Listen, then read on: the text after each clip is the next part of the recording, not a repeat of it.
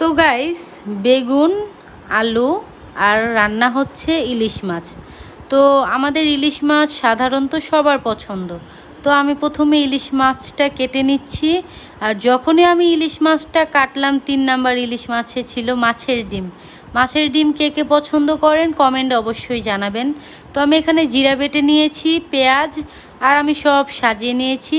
কষ্ট হয়েছে, সহজ মনে হচ্ছে। পেঁয়াজটা হালকা বাদামি হলেই পানি দিয়ে দিব, জিরা বাটা, পেঁয়াজ বাটা, হলুদ মরিচ, লবণ। বেশি কিন্তু মশলা লাগে না। আর আলু ভালো করে কষিয়ে আধা সিদ্ধ করে নিয়েছি। তারপরে দিয়ে দিলাম বেগুন।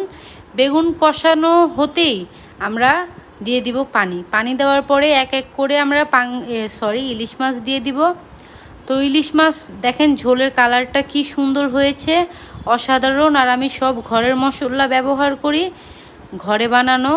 তো আজকের ইলিশ মাছের তরকারিটা কেমন হয়েছে কমেন্টে জানাবেন। খুবই মজা হয়েছিল খেতে। আর কে কে ইলিশ মাছ পছন্দ করেন সেটাও জানাবেন। তারপরে হচ্ছে এখন ভাত খেয়ে নিব ইলিশ মাছ দিয়ে। মাশাআল্লাহ, মাখো মাখো তরকারি, এত মজা হয়েছে বলার বাইরে। আলহামদুলিল্লাহ, যা খেলাম শুকরিয়া।